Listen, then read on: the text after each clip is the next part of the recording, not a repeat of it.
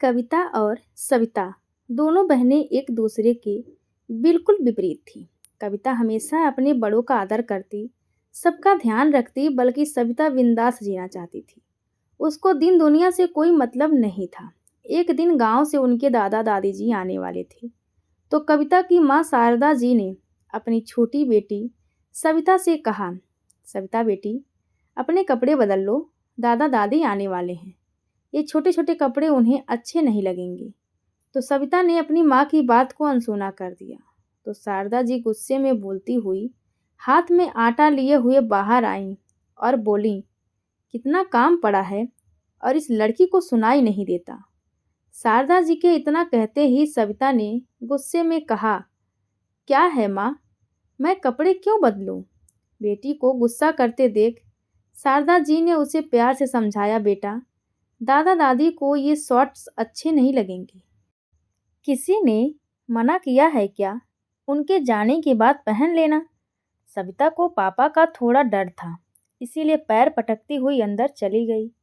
कविता और सविता दोनों बहनें शादी के लायक हो गई थी, लेकिन कोई अच्छा सा लड़का नहीं मिलने के कारण शारदा जी और उनके पति महेश जी को अपनी दोनों बेटियों की चिंता सताती रहती थी। शारदा जी कपड़े सुखाने ही जा रही थी कि तभी फोन की घंटी बजी। फोन उठाया तो सामने से आवाज आई, हेलो, मैं मालती बोल रही हूँ। ये नंबर मुझे आपकी बहन ने दिए हैं। जी नमस्ते, शारदा जी ने जवाब दिया। अंदेशा तो उन्हें पहले ही हो गया था। दिन रात देहरादून वाली जीजी से बस शादी की ही बात होती रहती है। उसी ने नंबर दिया होगा तो कुछ रिश्ते की बात होगी। तभी आवाज आई, हेलो, आप सुन रही हैं? ना जी, हाँ मैं सुन रही हूँ। शारदा जी की आवाज़ सुनकर आगे से मालती ने कहा, जी मैंने आपकी बेटी कविता के लिए फ़ोन किया है। हमें कविता पसंद है। हमने उसे आपकी बहन के बेटे की शादी में देखा था। मेरा बेटा भी इंजीनियरिंग कॉलेज में लेक्चरर है। अगर आपको एतराज़ ना हो तो हम मिलना चाह रहे थे। जी ज़रूर, मैं महेश मतलब कविता के पापा से बात करके बताती हूँ। खुशी के मारे तुरंत शारदा जी ने महेश जी को ऑफिस में ही फ़ोन कर दिया और सारी बातें बताते हुए बोली, महेश, अच्छा लड़का लड़का अच्छा है, जल्दी ही बुलाना होगा। हाँ हाँ, आकर बात करता हूँ, अभी व्यस्त हूँ। तो शारदा जी ने देहरादून वाली जीजी से घर परिवार और लड़के के बारे में पूछा, तो उन्होंने बताया कि बहुत भले लोग हैं, रिश्ता छोड़ना नहीं। रविवार के दिन लड़के वाले मिलने लिए आ गए। तो लड़के की माँ मालती जी ने कहा, ये हमारा बड़ा बेटा संजय और ये छोटा बेटा मुकेश है। कविता तो उन्हें पहले से ही पसंद थी। तो लड़के की माँ ने कहा कि एक बार दोनों बच्चों को भी अकेले में बात करने देते हैं। हाँ हाँ, क्यों नहीं, कहते हुए शारदा जी ने दोनों बच्चों को अंदर भेज दिया। तो संजय ने कविता से बस एक ही बात कही कि मेरा संयुक्त परिवार है और मैं अपने परिवार को बहुत प्यार करता हूँ। तो मैं यही चाहता हूँ कि आप भी मेरे परिवार के साथ ऐसे ही अच्छे से रहो। आपको बहुत ही ज़्यादा प्यार मिलेगा और मुझे कुछ नहीं कहना, आपको कुछ पूछना हो तो पूछ सकते हो। तो कविता ने कहा कि मुझे भी बड़ों के साथ रहना बहुत पसंद है। मुझे इस रिश्ते से कोई ऐतराज़ नहीं है। दोनों तरफ से रिश्ते के लिए हाँ हो गई। तो मालती जी ने शारदा जी को मिठाई खिलाते हुए कहा, मेरा बस चलता तो मैं अपने छोटे बेटे मुकेश की शादी भी आपकी छोटी बेटी सविता से कर देती। मुकेश भी एमबीए करके बड़ी कंपनी में नौकरी कर रहा है। इसके लिए भी हमें लड़की देखनी है। तो महेश जी और शारदा जी ने आंखों में ही एक दूसरे को स्वीकृति दे दी। तो लड़के वाले भी बहुत खुश हो गए। मुकेश और सविता से भी पूछा तो वो दोनों भी तैयार थे। दोनों को एकांत में बात करने का मौका दिया। तो मुकेश ने अपने परिवार के बारे में बताया। तो सविता ने तुरंत कहा कि मुझे संयुक्त परिवार ज़्यादा पसंद नहीं है, अपनी आज़ादी ख़त्म हो जाती है। नहीं, हमारा परिवार आज़ाद ख्यालों का है। आपको कोई परेशानी नहीं होगी। मुझे कोई परेशानी नहीं आपसे शादी करने में, मुझे आप पसंद हैं। तो सविता ने भी स्वीकृति दे दी। वाह भाई, एक पंथ दो काज, कहकर संजय के पापा हंसने लगे। दोनों की शादी धूमधाम से की गई। शारदा जी भी अपनी छोटी बेटी के लिए निश्चिंत हो गई थी कि अब उनकी बड़ी बेटी अपनी छोटी बहन के बचपने को संभाल लेगी। शादी के बाद दोनों भाई अपनी अपनी नौकरी पर चले गए।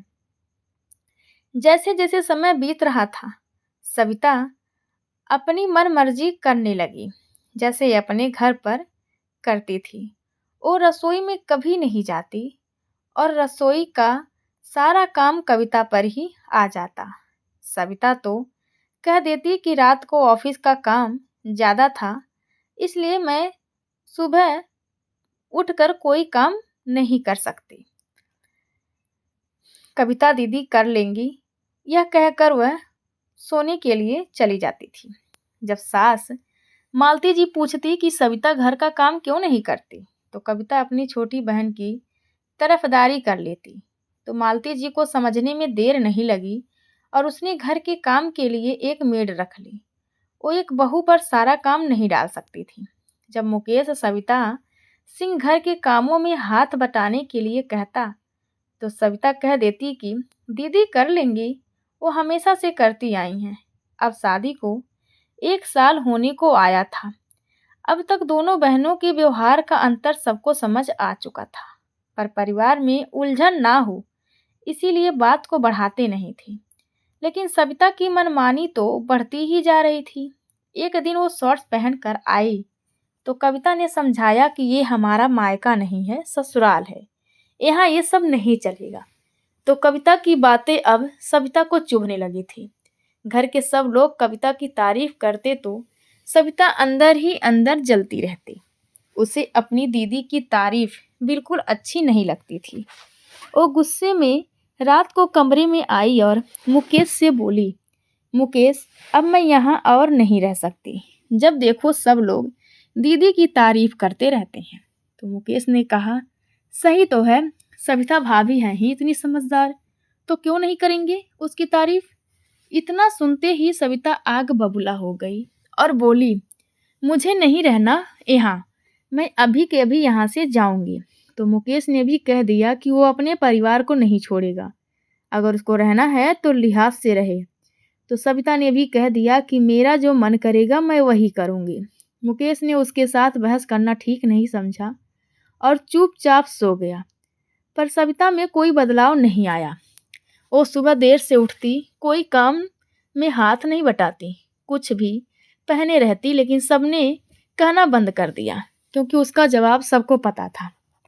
एक हंसते खेलते परिवार में सुख शांति धीरे धीरे कम हो रही थी। कविता भी अकेले में रो लेती, बहन के खिलाफ नहीं बोलना चाहती थी। सविता ने अलग रहने की रट लगा रखी थी। इसका असर पूरे परिवार पर पड़ रहा था, खासकर मुकेश पर। मुकेश अब पूरे दिन किसी से बातें नहीं करता, चुप रहने लगा था। ऐसे ही छोटी छोटी बातें अब बड़ी होने लगी। अगले दिन घर में पूजा थी तो मालती जी ने सबको कह दिया कि कल सब लोग छुट्टी ले लेना और सुबह जल्दी से उठना, पंडित जी जल्दी आएंगे। अगले दिन सब लोग सुबह जल्दी उठ गए, बस सविता को छोड़कर, और कोई आज के दिन उसे कुछ कहना भी नहीं चाहता था। सबने सोच लिया था कि क्यों बेकार में बहस करके अपना समय बर्बाद करना। जब सविता उठी तो घर के सब लोग काम में व्यस्त थी। उसने शांता बाई को आवाज़ लगाई। कोई आवाज़ नहीं मिलने पर वो खुद ही रसोई में आ गई। नाश्ता कहाँ है दीदी? कविता की तरफ देखते हुए सविता ने कहा। तो कविता ने झुंझलाकर बोली, सविता तुम बच्ची नहीं हो, पता नहीं आज घर में पूजा है, प्रसाद और पंडित जी का खाना भी बन रहा है, इससे पहले नहीं दे सकती। तुम्हारी चाय और ब्रेड भेज दिए थे तुम्हारे कमरे में, बाकी सब पूजा के बाद खाएंगे। तो सविता बिना कुछ कहे ही कमरे में चली गई। बस घर के ही लोग थे पूजा में, किसी बाहर वालों को नहीं बुलाया था। बस सविता के मम्मी पापा को ही बुलाया था, वो भी आ गए थे। पूजा शुरू हो गई। आधी पूजा होने के बाद सविता पूजा में आई तो सबको बुरा लगा पर कोई नहीं बोला। पूजा पूरी होने के बाद पंडित जी भोजन करके चले गए। जब सब लोग एक साथ खाना खाने बैठे तो सविता ने सबसे कह दिया कि वो अपने पति के साथ अलग घर में रहेगी। तो मुकेश ने चौंकते हुए कहा, ये तुम क्या कह रही हो सविता? मैं इस घर से कहीं नहीं जाऊंगा। तो सविता ने गुस्से से कहा, तुम क्यों जाओगे मुकेश? तुम्हें कोई परेशानी थोड़ी है। पास में बैठे सविता के मम्मी पापा ने सविता को चुप रहने का इशारा किया, पर सविता को तो जैसे आज फैसला सुनाना था। तभी सविता की माँ शारदा जी ने कहा, सविता बेटी, तेरी दीदी भी इसी घर में है, उसे तो कोई परेशानी नहीं है, फिर तुझे क्यों? तो सविता बोली, दीदी को क्यों होगी परेशानी, उसकी तो तारीफें होती हैं ना, लाडली बहू जो है इनकी। पता नहीं क्या क्या बोले जा रही थी सविता। चुप हो जा सविता, बड़ों का लिहाज कर। तो सविता ने जोर से कहा, मुझे नहीं रहना इतने बेकार घर में। इतना कहते ही शारदा जी ने जोर से एक चाटा सविता के गाल पर जड़ दिया। सबको चुप्पी छा गई। शारदा जी ने गुस्से से कहा, चुप हो जा, कितना अच्छा परिवार मिला है तुझे, पर तूने इसे नर्क बनाकर रख दिया है। अच्छा होता तेरी शादी इस घर में ना करते। आज़ादी थोड़ी ही अच्छी होती है, ज़्यादा से जिंदगी बर्बाद हो जाती है। माँ की बात सुनकर सविता का गुस्सा सातवें आसमान पर चढ़ गया। उसने कहा, मैं ये घर छोड़कर जा रही हूँ मुकेश, तुम चल रहे हो या नहीं? तो मुकेश ने जोर से कहा, ये क्या बचपना है सविता, होश में आओ। परिवार के साथ ही सब अच्छा लगता है, अकेले बस कुछ दिन ही काटे जा सकते हैं, सारी जिंदगी नहीं। तुम्हें तो कोई रोकता भी नहीं है, तुम अपने मन की तो करती हो। सब मनाने लगे। सासू माँ, संजय और कविता कहने लगी, सविता बचपना मत कर, मुकेश कितना प्यार करता है तुझे। तो सविता सामान पैक करती हुई बोली, प्यार करते हैं तो साथ क्यों नहीं जा रहे थे? मुकेश तू ही चला जा बेटा, इसी में सुख शांति है। मुकेश की माँ ने रोते हुए कहा। तो मुकेश बोला, नहीं माँ, सविता गलत है, मैं उसका साथ नहीं दूंगा।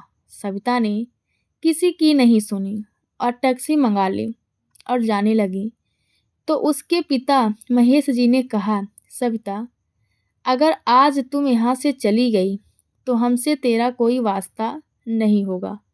सविता ने किसी की एक ना सुनी और सबको रोता हुआ छोड़कर चली गई। उस समय सविता को कोई भी अच्छा नहीं लग रहा था और अपनी कंपनी की दूसरी शाखा में चले जाने का विचार कर लिया। आज़ादी से जीना चाहती थी, ना रिश्तों की टोका टोकी, जो मर्जी खाऊं जो मर्जी हो पहनूं, वही सब किया सविता ने। सब घर वाले याद करके रो लेते थे। ऐसे ही समय ने करवट ली। संजय और कविता के एक बेटा और एक बेटी हो गए। 2 बच्चों के आसपास सबकी दुनिया चलने लगी। सविता ने 4-5 साल तो आज़ादी से जी, पर अब जब वो किसी सहेली को घर बुलाती तो सब मना कर देती। नहीं सविता, आज इतवार है, सब घर में हैं, आ नहीं सकती, या आज परिवार के साथ बाहर जा रहे हैं। अब सविता को खालीपन लगने लगा।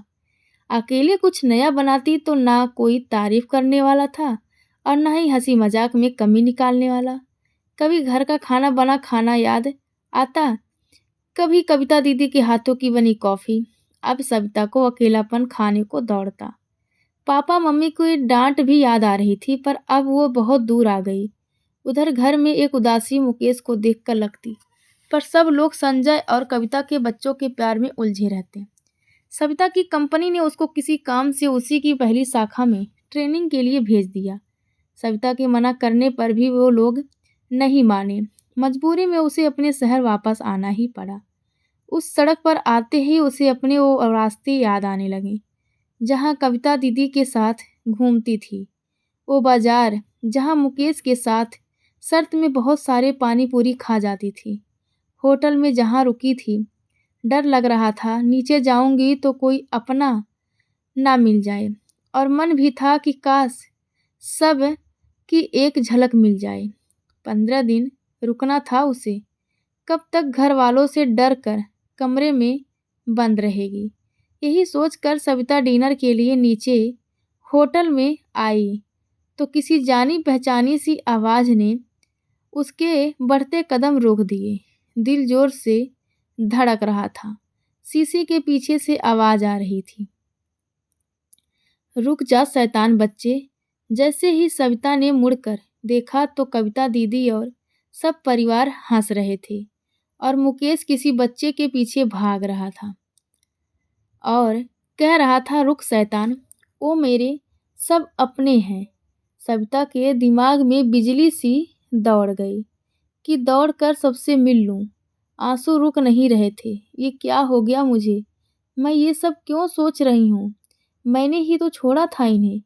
अब किस मुंह से जा सकती हूँ? मम्मी पापा भी आए हुए हैं। कितने कमज़ोर हो गए हैं दोनों। क्या तबीयत ठीक नहीं रहती? कविता दीदी बिल्कुल नहीं बदली। जीजू भी वैसे ही हैं। दीदी के गोद में एक बच्चा लड़की है। अरे ये कविता दीदी की बेटी कितनी प्यारी है। मतलब कि मैं मासी बन गई? ओहो! ज़ोर से गोदी लेने का मन कर रहा है।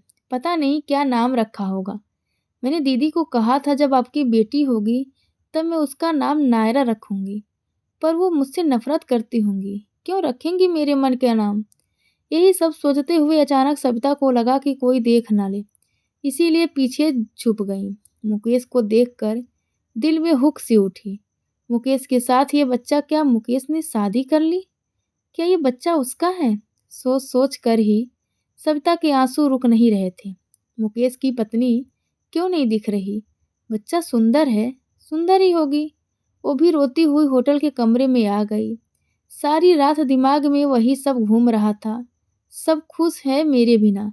डिनर के लिए भी सब लोग एक साथ आए थे। सोचते सोचते ही सविता की पूरी रात गुजर गई। सुबह हुई तो ऑफिस जाने का मन नहीं था, पर फिर भी जाना तो था ही। सोचकर उठ गई और तैयार होकर ऑफिस चली गई, पर मन नहीं लगा। आज ऑफिस में शाम को अपने रूम पर आ गई। रात का खाना भी कमरे में ही मंगा लिया।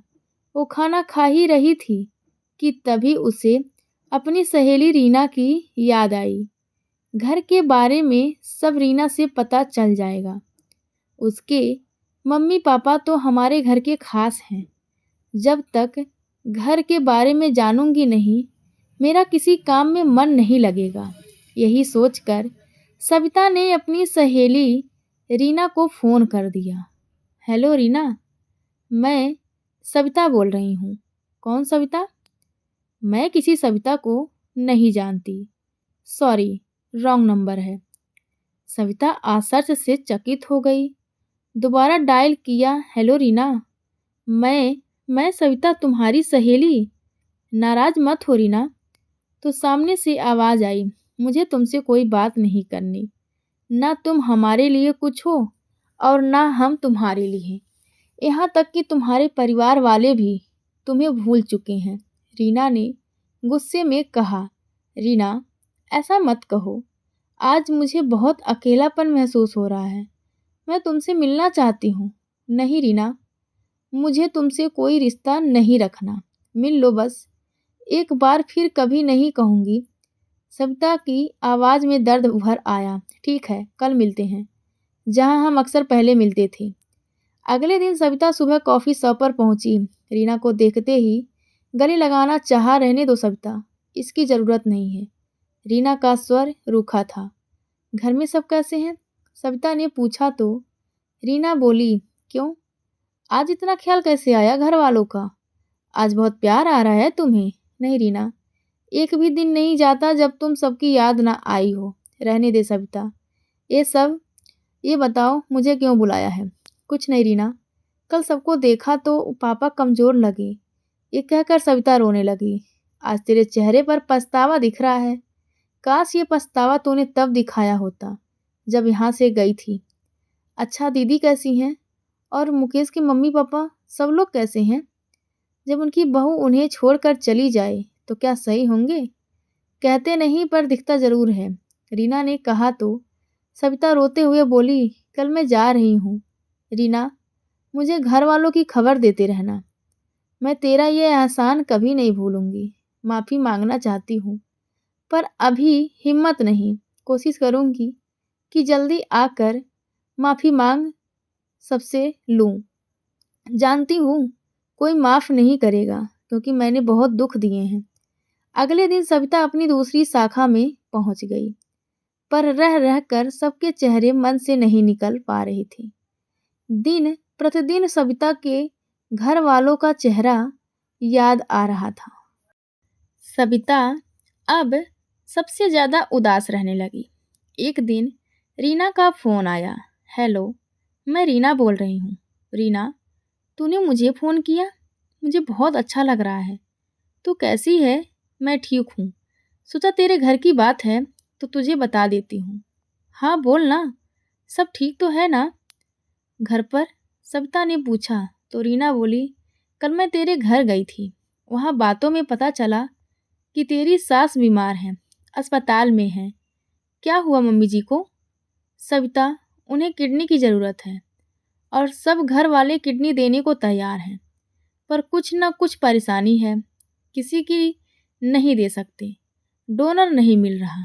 रीना की बात सुनकर सविता ने कहा, रीना, मुझे तो उस डॉक्टर से मिलवा दे, शायद ये पश्चाताप का एक रास्ता हो। मेरा कुछ मन हल्का हो जाएगा। अगर मैं उस घर के काम आई। मैंने बहुत दुख दिए हैं उस घर को, पर ये किसी को बताना नहीं। अगले दिन सविता वहाँ पहुँच गई जिस हॉस्पिटल में उसकी सास एडमिट थी। रीना डॉक्टर से मिली, सविता के कुछ टेस्ट कराएं तो डॉक्टर ने हाँ कर दी।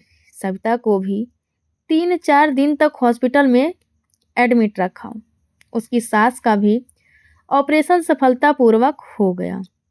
सविता ने डॉक्टर से अपना नाम गुप्त रखने को कहा। एक हफ्ते बाद सविता अपने शहर आ गई। मुकेश के घर वाले डोनेट को धन्यवाद देना चाहते थे, पर डॉक्टर ने बहाना बना दिया कि वो चले गए। इधर सविता ने अपनी सास की तो जान बचा ली, पर खुद किडनी देने के बाद बीमार रहने लगी। एक दिन वो ऑफिस में ही चक्कर खाकर गिर गई। उसके साथ वालों ने उसे अस्पताल में एडमिट करवाया। होश आते ही सविता ने अपनी सहेली रीना के पास फ़ोन किया और कहा, रीना, मैं अस्पताल में एडमिट हूँ। तो रीना उसी शाम अस्पताल पहुँच गई और सविता के मम्मी पापा को फ़ोन करके सविता की तबीयत के बारे में बताया। तो पहले तो सविता के मम्मी पापा ने मना कर दिया कि उनका सविता से कोई वास्ता नहीं है, पर अंदर ही अंदर बहुत दुखी थी। आखिर बेटी थी वो उनकी। तभी रीना ने कहा कि मैं सविता के पास ज़्यादा दिन तक नहीं रुक सकती और यहाँ कोई नहीं उसका ध्यान रखने वाला। अंकल प्लीज़ इंसानियत के लिए आ जाइए। सविता बदल चुकी है, वो वैसी नहीं रही। मजबूरी में सविता के मम्मी पापा और उसकी बहन कविता सविता के पास चले गए। सविता को देखकर मम्मी पापा दोनों के आंसू नहीं रुक रहे थे। उनकी बेटी उनसे दूर हो गई थी, पर थी तो उनकी बेटी ही। डॉक्टर ने बताया कि डिप्रेशन में है और अभी कोई ऑपरेशन भी हुआ है। रीना ने डॉक्टर को बता दिया था किडनी के बारे में। उसकी देख रेख भी नहीं हुई थी, वो भी एक कारण था। सविता को होश आया, सामने मम्मी पापा और कविता दीदी को देखकर खूब रोई। मुझे माफ़ कर दो पापा, मुझे अपनी गलती का एहसास हो गया है। सब रो रहे थे, चुप हो जाओ, ज़्यादा मत सोच। सविता, घर चल रहे हैं, वहाँ बात करेंगे।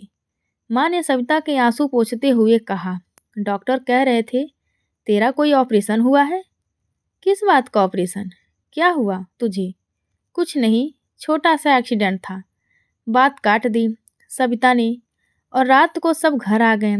कविता को समझ नहीं आ रहा था कि ससुराल वालों को ये सब बताए या नहीं।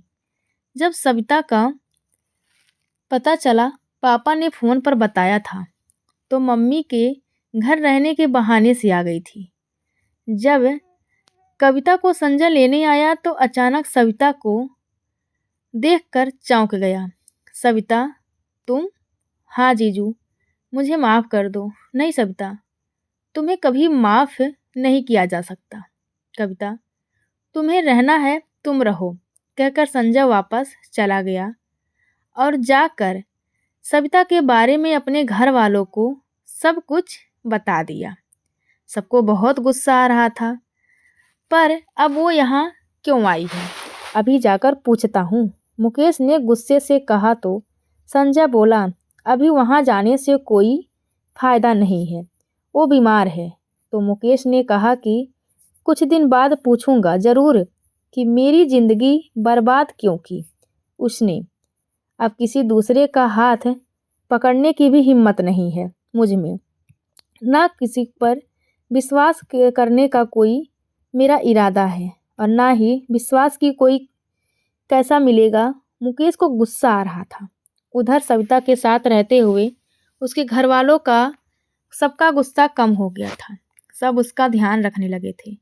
सविता भी सही हो रही थी, पर उसे डर था कि पूरी तरह सही होने पर वो घर से दूर हो जाएगी। कविता दीदी दलिया लेकर आई तो सविता कविता का हाथ पकड़कर रोने लगी और गले लग गई। सविता, मैं बहन हूँ तेरी, बस इसीलिए रुकी हूँ, नहीं तो तुमने मुकेश की ज़िंदगी बर्बाद कर दी। तो सविता बोली, पर दीदी, मुकेश तो खुश है ना, एक प्यारा सा बच्चा भी है, उसके देखा था मैंने। तो कविता बोली, यह तुमसे किसने कहा? उसने शादी ना करने का फैसला किया है सविता। तो सविता ने चौंकते हुए कहा, और वो बच्चा जिस दिन होटल में आप सब लोग डिनर पर आए थे, तो मुकेश उस बच्चे को खिला रहा था। तभी सविता ने आवाज़ दी, इधर आना नायरा और प्रशांत, ये रहे दोनों बच्चे, इन्हीं को खिला रहा था मुकेश। इतना सुनते ही सविता हैरानी से देखती रह गई। हाँ, तेरी पसंद का ही रख रखा है नाम।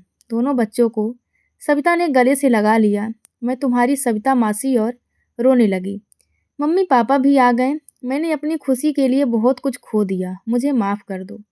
अलग रहकर पता चला कि अपनों का साथ ज़िंदगी में बहुत ज़रूरी है। दूसरे तो कब आपका साथ छोड़ देंगे आपको पता ही नहीं चलेगा, पर दुख में अपने ही काम आते हैं, और ज़िंदगी खुशहाल अपनों के साथ ही होती है। जब सविता बोल रही थी तो मुकेश का परिवार आ गया था और सब सुन लिया था। तभी सब गुस्से से भरे थे और मुकेश ने बोलना शुरू किया, और मेरा क्या कसूर, या मेरे घर वालों का क्या कसूर था? सविता, जो बेइज्जती हुई वो अलग। सविता सबको देखकर घबरा गई, आंखें झुक गई। मुझे माफ़ कर दो मुकेश, मैं ये नहीं कह रही हूँ कि मुझे अपने जीवन में वापस ले लो, बस मुझे माफ़ कर दो। तुम्हें कोई कभी माफ़ नहीं करेगा। मुकेश की माँ मालती जी ने कहा, मेरे परिवार को बहुत दुख दिया है तुमने। सब गुस्से में बोले जा रहे थे।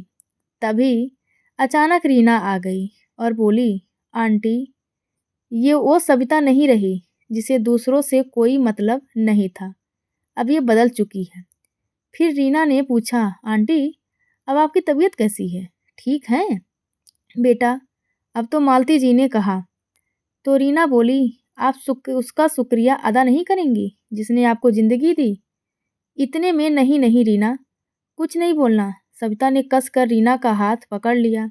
नहीं सविता, तुम बदल चुकी हो, तुम्हें अपनी गलती का पछतावा है, तुम्हें एक मौका माफ़ी का ज़रूर मिलना चाहिए। फिर रीना ने मुकेश की ओर देखते हुए कहा, मुकेश, आज आंटी सही हैं तो केवल सविता की वजह से। सविता ने ही आंटी को अपनी किडनी दी थी। रीना ने उस दिन के बारे में सब कुछ बता दिया। सुनकर सबको बहुत बड़ा झटका लगा। उन्हें आज पता चला। मुकेश बोला, क्या सविता तुम थी वो डोनेट? हम कब से उसे थैंक्स नहीं कर पा रहे थे, सबको विश्वास नहीं हो रहा था।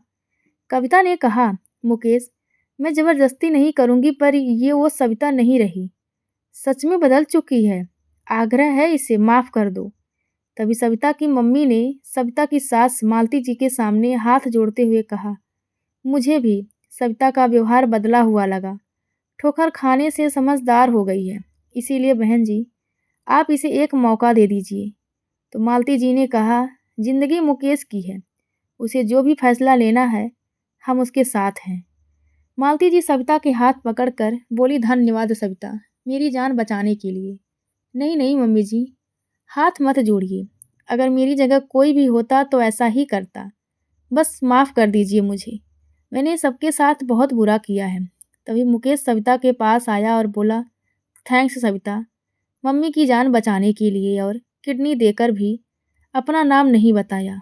सच में तुम वो सविता नहीं रही, वो सविता किसी का नहीं सोचती थी।